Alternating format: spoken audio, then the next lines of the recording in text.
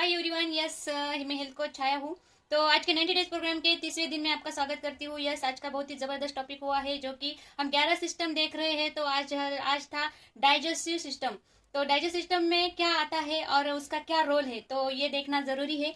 तो जो भी हम खाना खाते हैं, तो पहले तो हम देखते हैं कि खाना खाने के बाद जो भी एनर्जी तैयार हो जाती है, वो एनर्जी लाने का काम हमारा डाइजेस्ट सिस्टम करता है।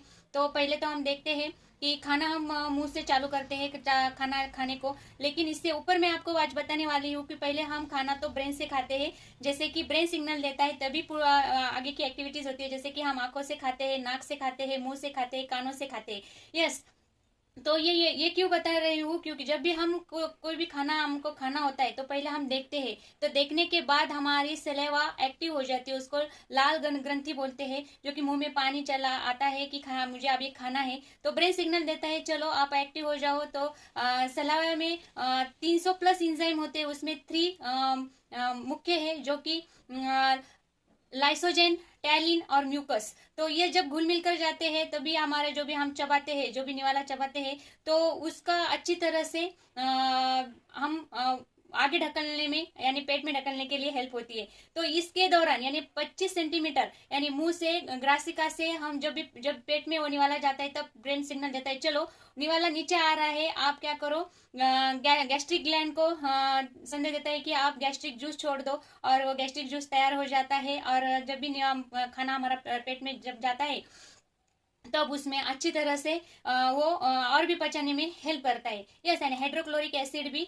उसमें हेल्प करता है। तो वैसे ही अगली प्रोसेस है कि वो खाना अभी लीवर में जाता है। वो खाने जाने से पहले ही सिग्नल मिलता है कि चलो लीवर में अभी बाइजूस, ये एंजाइम तैयार हो जाओ, अभी मैं आ रहा हूँ। तो उसमें वो तैयार हो जाता है, और भी अच्छी तरह से पचाने के लिए बाइजूस हेल्प करता है। और वो लीवर में से डायरेक्टली पैनक्रियाज में जाता है। तो पैनक्रियाज में पैनक्रिटिस एंजाइम्स तैयार हो जाता है, और अच्छी तरह से खाना पचाने के लिए। और पैनक्रियाज से लास्ट में जाता है स्मॉल इंटेस्टाइन में, जो कि छोटी आंत बोलते हैं हम उसको। तो उसमें जाने के बाद जो भी हम खाया हुआ जो भी अन्न होता है, तो उसको पचाने के बाद उसमें से carbohydrate, protein, fat, glucose, amino acid, इसको अलग करके उसको हमारे ब्लड में वो अच्छी तरह से वो सप्लाई होने के लिए हेल्प करते हैं। वहां भी इंजाइम तैयार होते हैं। और इसी तरह से जो भी वेस्ट मटेरियल होता है, वो लास्ट के लार्ज इंटेस्टाइन में जाता है, जो कि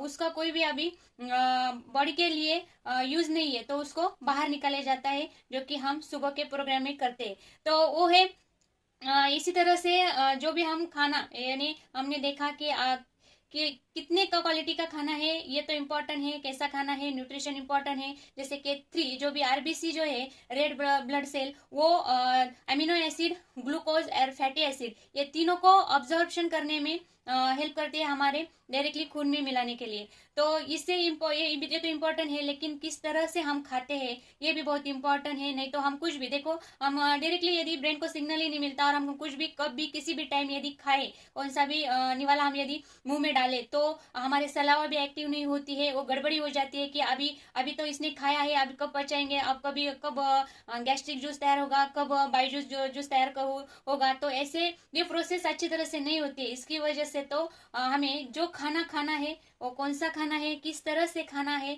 और वो डाइजेस्ट कैसे होता है, किस टाइम पे क्या खाना चाहिए, ये भी हमको मालूम होना चाहिए। और इसके लिए जरूरत है सही गाइडलाइन की, और हेल्थ कोच की। और यदि हम इस तरह से यदि खुद का ख्याल रखें, हमारी डाइजेस्टिव सिस्टम यदि स्ट्रांग रहे, तो हमारी इम्यूनिटी स्ट्रांग रहती है। क्योंकि जो भी हमारे पेट में जो ऑर्गन है, और हमारी बॉडी है टिश्यू से बनी हुई है, तो उसको जो भी खाना चाहिए, तो वो सभी का सप्लाई होता है हमारे डाइजेस्टिव सिस्टम से। तो इसका ख्याल रखना हमारी बहुत ज़रूरत है। यदि हम इसका ख्याल नहीं रखेंगे, तो पूरी पूरी बॉडी डिस्टर्ब हो जाती है।